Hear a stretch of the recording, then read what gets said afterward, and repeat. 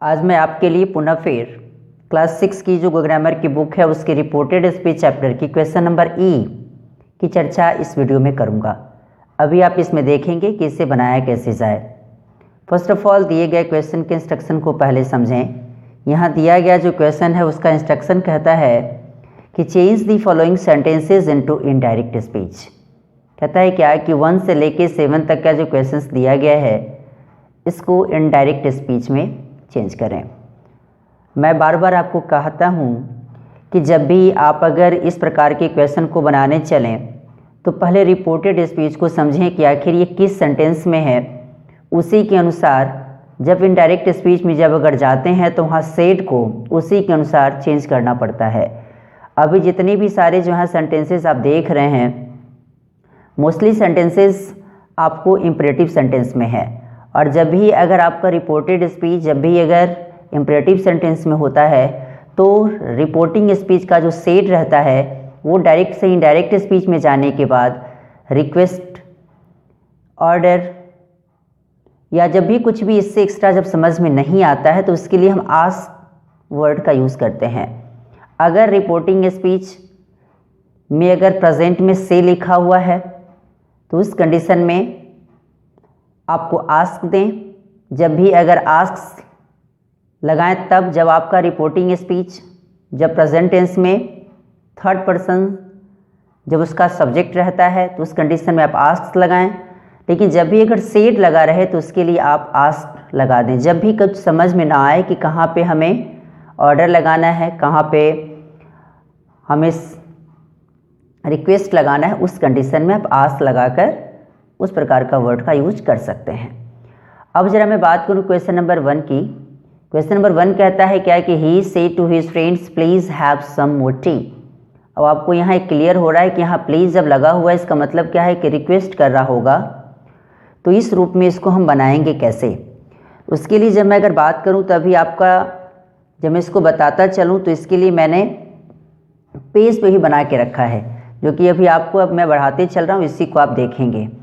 जैसे कि अभी आपको यहाँ दिख रहा होगा कि ही रिक्वेस्टेड हिज फ्रेंड्स, क्योंकि सेड यहाँ पास्ट टेंस में है इसलिए आप, और प्लीज़ वर्ड लगा हुआ है इसके लिए आप रिक्वेस्ट ही लगाएं। तो यहाँ ये सेड पास्ट में इसलिए रिक्वेस्टेड मैंने लगाया, तो ही रिक्वेस्टेड हिज फ्रेंड्स। अब यहाँ ये वर्ब है हैव, तो इस रूप में जब भी अगर आपका रिपोर्टेड स्पीच इम्परेटिव में होता है तो इस इन्वर्टेड कॉमास को हटाने के लिए आप टू को लगाएं। और दूसरा रूल ये भी कहता है कि जब भी आप अगर एक सेंटेंस में जब डबल वर्ब्स आप अगर यूज़ करते हैं तो सेकेंड वर्ब के लिए 2 + V1 लगाना होता है। तो यहाँ जो हैव देख रहे हैं ना, यहाँ ये हैव जो एक वर्ब के रूप में है इसलिए आप यहाँ to have some more tea लगाएं। अब ये सेंटेंस आपका किस में ट्रांसफ़र हो गया, तो ये सेंटेंस आपका डायरेक्ट से इनडायरेक्ट में ट्रांसफ़र हो गया। क्वेश्चन नंबर 2 की बात करता है कि she said to her brother take this books inside. उसने अपने भाई से कही कि ये सारी बुक को अंदर ले जाओ। क्लियर, मतलब क्या कि ये क्या है, तो ये जब अगर छोटे भाई को कह रही होगी तो ऑर्डर ही करेगी। तो सी ऑर्डर्ड हर ब्रदर, जो कि भी आप यहाँ देख रहे हैं, और इस इन्वर्टेड कॉमास को ख़त्म करने के लिए टू लगाएं। तो टू टेक, अब यहाँ दिस को दोज में ट्रांसफ़र करें तो दोज लगा दें, बुक्स इनसाइड। अब ये कंफर्म हो गया कि सेंटेंस आपका इनडायरेक्ट स्पीच में चला गया है। तो she ordered her brother to take those books inside, इस रूप से इसको आप बनाएं। क्वेश्चन नंबर 3 कहता है I told her close the window right now. मतलब क्या है कि मैंने उससे कहा या कही कि खिड़की को क्या करो, बंद करो। अभी इसका मतलब क्या है कि इसको जब बनाएंगे तो ये भी क्या कर रही होगी, तो ऑर्डर ही कर रही होगी या कर रहा होगा। तो I ordered her to close the window right now. तो इस रूप में अभी देखा गया कि क्लोज द विंडो जो है ये यहाँ से यहाँ तक का सेंटेंस रिपोर्टेड स्पीच वाला इम्परेटिव में है, इसलिए आप इस इन्वर्टेड कॉमास को ख़त्म करने के लिए टू लगाएं। और दूसरा रूल आप ये भी समझें कि जब भी आप अगर एक सेंटेंस में जब डबल वर्ब्स को आप यूज़ करते हैं तो सेकेंड वर्ब के लिए 2 + V1 लगाना होता है। आप दोनों रूल में से किसी भी रूल को चाहें तो अप्लाई कर सकते हैं। क्वेश्चन नंबर 4 कहता है कि don't commit errors in the exam said my mother to me. मेरी माँ मुझसे कहे कि एग्ज़ाम में कुछ भी गलत लिखकर मत आना। यहाँ कमिट है, कमिट का मतलब जब अगर डिक्शनरी में देखेंगे तो इसका मतलब होता है लिखना भी या करना भी। क्लियर? तो अब आप इसके दोनों मीनिंग में से कुछ भी समझें कि don't commit errors in the exam का मतलब हुआ क्योंकि माँ ने मुझसे कही कि परीक्षा में कुछ भी गलत नहीं करना या कुछ भी गलत नहीं लिखना। तो इस रूप में जब भी अगर डोंट लगा मिले इसका मतलब क्या है कि निगेटिव इम्परेटिव है। तो निगेटिव इम्परेटिव के लिए हम क्या लगाते हैं, तो इसके लिए हम फॉरवर्ड वर्ड चाहे तो लगा दें, क्योंकि सेड है तो फॉरवर्ड लगा दें, और या नहीं तो आपकी इच्छा अगर नॉट से है तो नॉट टू लगा के भी बना सकते हैं। लेकिन याद रहे कि जब भी आप इस इन्वर्टेड कॉमास को ख़त्म करेंगे तो टू लगाना पड़ेगा। इस रूप में हमेशा दिमाग में रखेंगे। और ये यहाँ जो रिपोर्टिंग स्पीच जो देख रहे हैं कि बाद में दे दिया गया है, लेकिन जब भी आप इसे बनाएंगे तो रिपोर्टिंग स्पीच वाला जो सेंटेंस है वो पहले आ जाएगा, रिपोर्टेड स्पीच बाद में आएगा। जैसे कि मैंने बनाया है तब दो तरीक़ा से इसको मैंने बनाने की कोशिश किया है। जैसे कि अभी आप यहाँ देख रहे हैं कि यहाँ मैंने बनाया है इसे 4 नंबर क्वेश्चन के लिए कि my mother forward me to commit errors in the exam. अब फॉरवर्ड जब लगा दिए तो फॉरवर्ड एक निगेटिव वर्ड है जो कि वर्ब के रूप में यूज़ किया जाता है, जिसका मतलब होता है मना करना। तो इसने मना कर दी कि परीक्षा में कुछ भी गलत नहीं लिखना या कुछ भी गलत नहीं करना।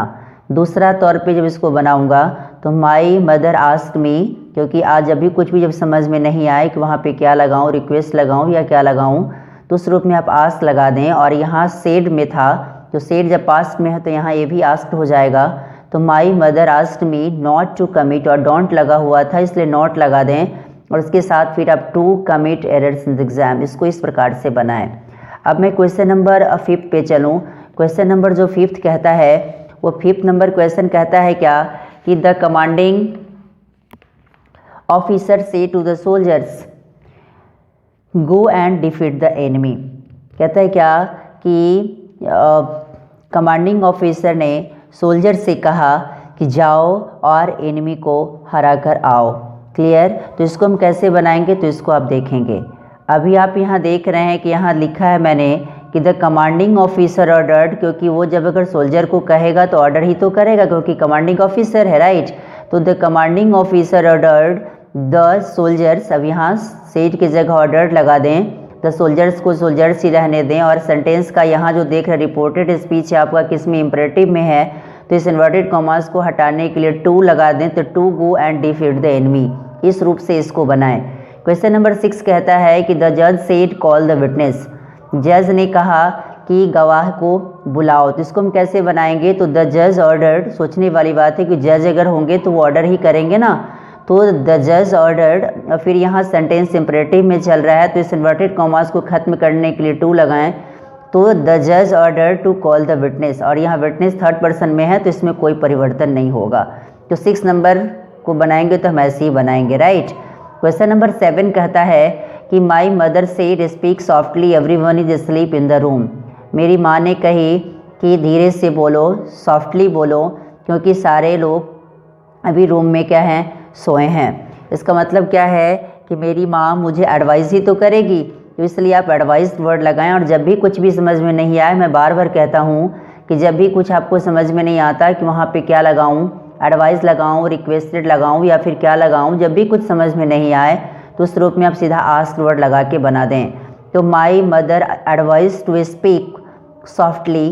क्लियर? यहाँ इस इन्वर्टेड कॉमास को खत्म करने के लिए टू, क्योंकि double verbs are applied in a sentence, at that time you have to apply to plus V1, right. तो my mother advice to speak softly as everyone was. अब यहाँ इज है तो इसको फिर किस में ले जाएंगे, वॉज में, क्योंकि एवरीवन लगा है तो everyone was asleep in the room.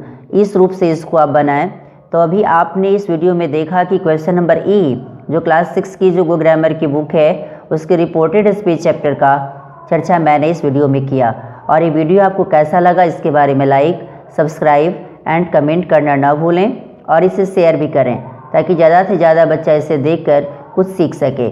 Thanks a lot.